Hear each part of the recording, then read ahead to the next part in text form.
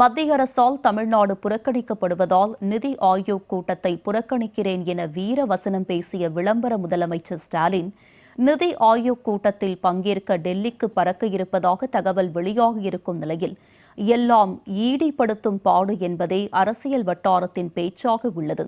அப்படி என்ன பேசப்படுகிறது பார்க்கலாம் விரிவாக. தமிழ்நாடு எப்போதும் அவுட் ஆஃப் கண்ட்ரோல் என கொக்கரித்தவர் திடீரென கண்ட்ரோலுக்கு வந்திருப்பதுதான் அரசியல் வட்டாரத்தின் லேட்டஸ்ட் கவர் ஸ்டோரியாக மாறியிருக்கிறது.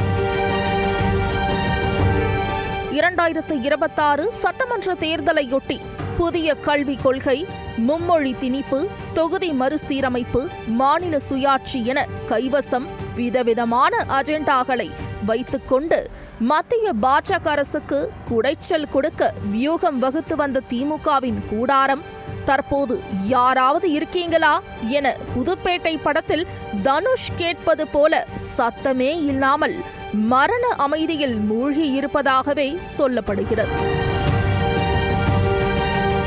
அதிலும் பண பரிமாற்ற வழக்கில் செந்தில் பாலாஜியை அமலாக்கத்துறை கைது செய்த போது தொட்டுப்பார் சீண்டிப்பார் என நரம்பு புடைக்க வீடியோ போட்ட முதலமைச்சர் ஸ்டாலின் தற்போது டாஸ்மாக் விவகாரத்தில் அன்பு மகனின் மிக நெருங்கிய நட்பு வட்டாரத்துக்குள்ளேயே துளை போட்டு நுழைந்துள்ள நிலையில் வாயை திறக்காமல் மௌன சாமியாராகவே ஸ்டாலின் மாறியிருப்பது ஏன் என்ற கேள்வியும் அரசியல் வட்டாரத்தில் முன்வைக்கப்பட்டு வருகிறது.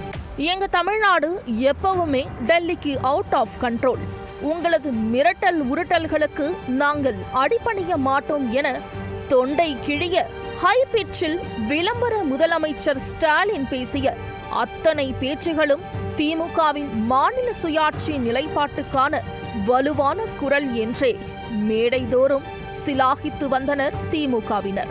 அப்படி இருக்கையில் ஒட்டகம் கூடாரத்தில் நுழைந்த கதை போல டாஸ்மாக் தலைமையகத்தையே அதிரி புதிரியாக்கியதோடு அதன் இயக்குனர் விஷாகனை இறுக்கமாக கட்டம் கட்டி அரசு எந்திரத்துக்குள்ளேயே இடி அதிகாரிகள் நுழைந்த போதும் திமுக மேலிடம் எந்த ஒரு சலனமும் இல்லாமல் கிணத்தில் போட்ட கல்லாக இருப்பதும் அரசியல் அறிந்தவர்களுக்கு ஆச்சரியத்தையே அளித்துள்ளது. டாஸ்மாக் விவகாரத்தில் அவுட் ஆஃப் கண்ட்ரோல்கே டஃப் கொடுக்கும் வகையில் புதிய வீடியோ ரிலீஸ் ஆவது உறுதி என காத்திருந்த திமுகவின் உபீஸ்களுக்கும் ஏமாற்றமே மிஞ்சியது.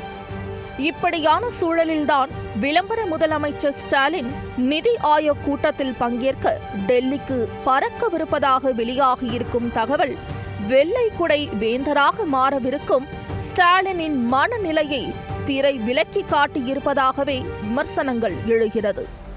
இதை பார்த்த அடுத்த நொடியே வரிந்து கட்டிக்கொண்டு தமிழ்நாட்டிற்கான நியாயமான நிதி உரிமையை நிதி ஆயோக் கூட்டத்தில் வெளிப்படுத்தவே டெல்லி செல்வதாக விளக்கம் கொடுத்திருக்கிறார் விளம்பர முதல்வர். ஆனால் தமிழக மீனவர்கள் இலங்கை கடற்படையால் வஞ்சிக்கப்பட்ட போதும் சரி, நிதி விவகாரங்கள் ஆனாலும் சரி, மாநிலம் சார்ந்த உரிமைகளாக இருந்தாலும் சரி, பிரதமருக்கு கடிதம் எழுதுவதை தவிர பெரிதாக அலட்டிக்கொள்ளாத முதல்வர் தற்போது மட்டும் டெல்லிக்கு புறப்படுவது ஏன்? கடந்த 4 ஆண்டுகளாகவே தமிழகத்துக்கு நிதி ஒதுக்கப்படாமல் மத்திய அரசு வஞ்சித்து வருவதாக குற்றச்சாட்டை முன்வைக்கும் திமுகவுக்கு இப்போது திடீர் ஞானோதயம் பிறந்ததன் காரணம் என்ன போன்ற கேள்விகளும் அரசியல் வட்டாரத்தில் எழுப்பப்பட்டு வருகிறது.